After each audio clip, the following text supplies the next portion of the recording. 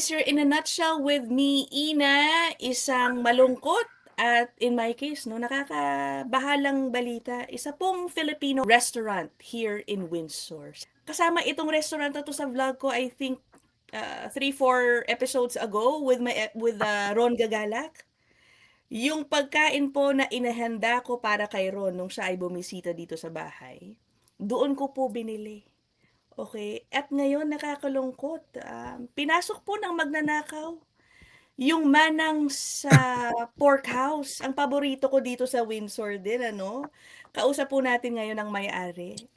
Ano ba, how should I refer to you, Sir Noel? The serial entrepreneur, Sir Noel Collado. Hello, Sir Noel.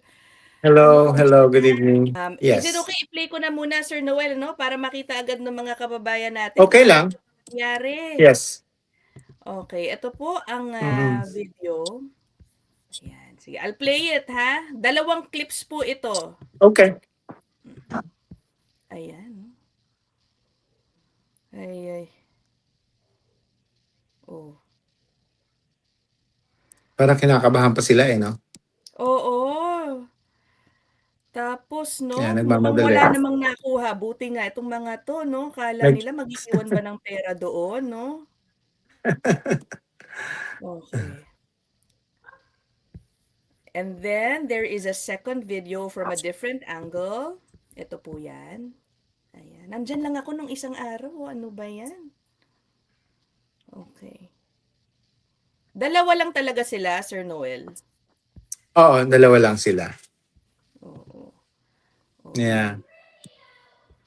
Okay. Ay, okay. Sir Noel, no, take us through when you found out itong incidenting ito at ano na ang nangyari after naimbestigahan na ba? Nakausap niyo po ba ang police? Ano nangyari na? Well, kaninang umaga, no? Sakto naman day off ko. So medyo nagre-relax pa ako sa bed kasama ng wife. And it was like 8 o'clock in the morning. Tumawag sa akin yung landlord. Sabi niya, Noel, sabi niya, basag yung yung front door ninyo.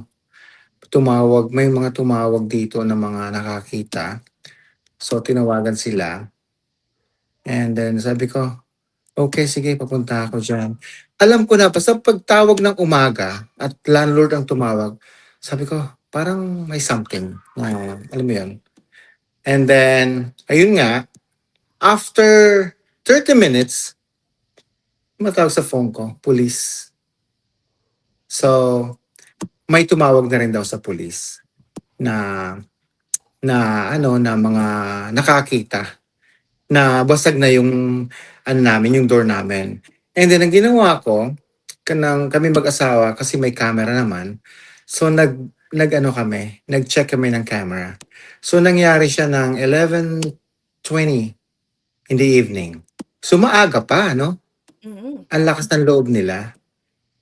So, kung makikita mo dun sa sa video, marami pang dumadaan ng mga sasakyan, ganun.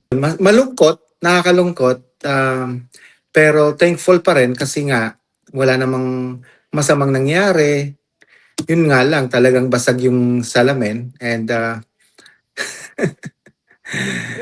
you Oo. know, May nakuha ba sila? It appears to me, no, dun sa video, parang umalis ng wala. walang bitbit. Ano nangyari? Wala kasi ang pera inuuwi namin. By the way, nga pala no, this is a family business, hindi lang sa akin. So, credit din sa aking mga brother-in-law and sister-in-law.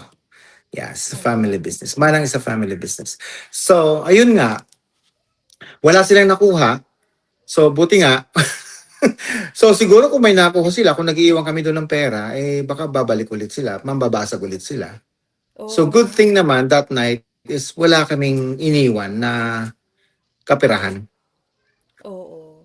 Yeah. And the damage done, is it only in the door? Which I understand, nakita ko yung isa mong post, Sir Noel, ano, medyo naayos na kahit papano. Nakakatuwa naman kasi yung mga pulis naghihintay na doon sa akin nung dumating ako. Nandun na sila. Mm. So, tinawagan kami and sabi ko, I'll be there in 50 minutes. Pero medyo na-delay pa ako, mga 30 minutes pa siguro bago ako nakarating, nandun na yung dalawang police car ang nando doon. Ayun, hinihintay nila kami. So, ayun, nagkunting investigation, tinanong nila ako kung okay lang ba na mag-file ako ng criminal charges against them pag nahuli. Sabi ko, of course, Yeah. to teach them a lesson. So Yeah. far, may initial suspects So ba? far, wala pa sa ngayon. Pero nag-uusap-usap yung mga pulis eh. Hindi ko alam kung kung baka meron na silang hindi pa sinasabi sa akin or baka hindi pa sila sure. Pero ang kagandahan naman, yung pulis, may tinawagan silang company, no? Na magko-cover nung door. And then, pagka-cover ng door, pagkalagay ng plywood doon, umalis na, hindi kami siningil. Sabi ko, teka, sagot ba ng city to? Or sagot ba ng police? Or baka naman may bill na darating sa amin. So, hindi ko alam. Pero, ang bilis din nila. Sinabi?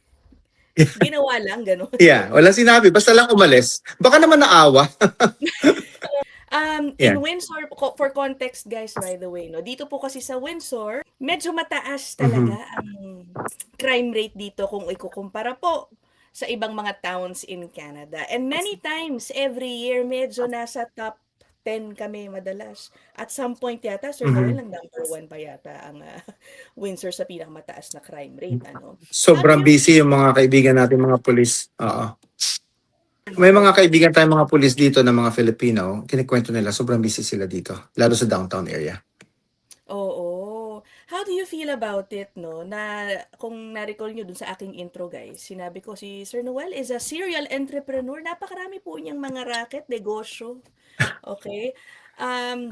Is this the first time that you had this type of experience? Actually, second time na to, nagkaroon yung unang case doon sa Manang is vandalism. Meron akong sinita na homeless na pabalik-balik doon, laging parang nangingikil ba? Tawag sa atin sa Pilipinas. Laging nangihingi. Minsan pinagsabihan ko, sabi ko, baka pwede ka ako, stop na natin. And then ayun, binalikan ako. So nag-vandalize, no? Mayroong mga pinahid doon sa door. Pero hindi naman niya binasag. Marami siyang mga pinahid. So tumawag ako ng pulis, inaksyon na ng pulis. So hindi niya na naulit. Kaya yung doon sa video, tinitignan namin maigi kung siya yon, pero hindi naman siya. Iba naman. So pangalawang beses na actually. I see. Hindi ka naman na-discourage, Sir Noel, considering again na marami kang ino-operate, no? You have a number of businesses in the area. How do you feel about it? May malungkot kasi syempre, no, naghahanap buhay tayo, di ba?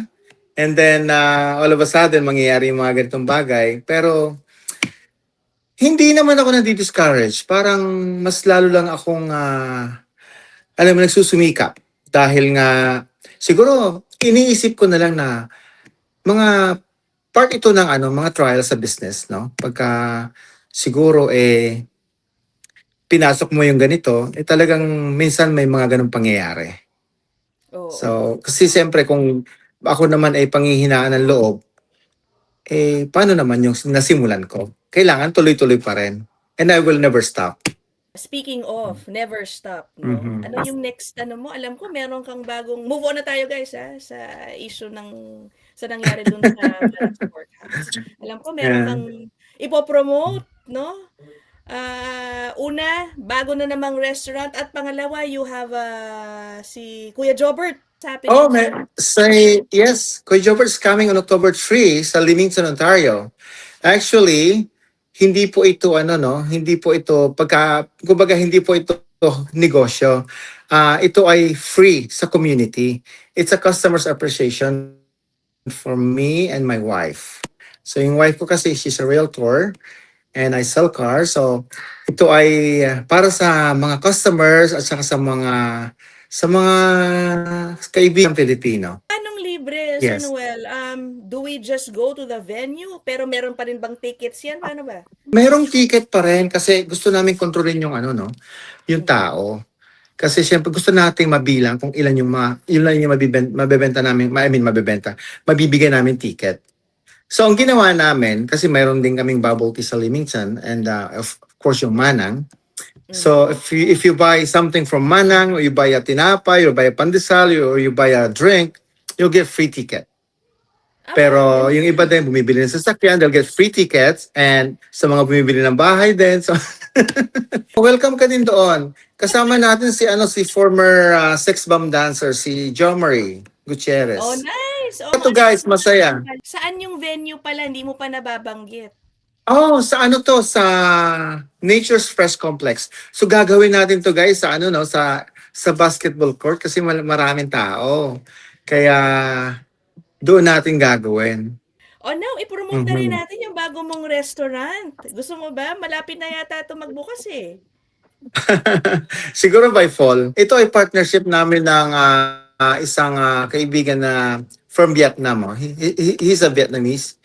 And may mga restaurant siya before sa Toronto and then nag-move na sila ng Windsor. So, kinonvince niya ako na mag-join force kami dalawa. And ako naman, since napansin ko naman na isa lang yata ang 4 restaurants sa Leamington. Kaya sabi ko, tara, dalhin natin sa Leamington. So, Right. doon po ito sa Leamington, Ontario. Okay, when do you Yes. expect to open this? Soon po yan, Mabilis soon. house. Soon. Wala pa. Yes. Oh, Soon sige, po. sige. Wala pa. Ibubulong ko sa'yo pagka malapit na. Yun lang naman. Sir Noel, thank you so much no for your time and sharing with us itong medyo malungkot na experience. Sa paborito ko at suki ko rin nga Manang Spork House, no? Dalawa lang naman kayong pinagbibilang ko dito sa Windsor. Salamat sa mga kababayan natin na sumusuporta sa Manang's Porkhouse, sa Manang's Bakery, sa mga client ko sa bumibili ng sasakyan sa akin all over Ontario. Ayan. Maraming salamat. And then ganoon na rin sa sumusuporta din sa wife ko sa kanyang real estate business. Ayan. Huwag kayong Yes. mag-alala guys, no? Iimbitahan ko ulit. Siguro silang mag-asawa, sana pumayag sila para ikwento ang kanilang journey to success.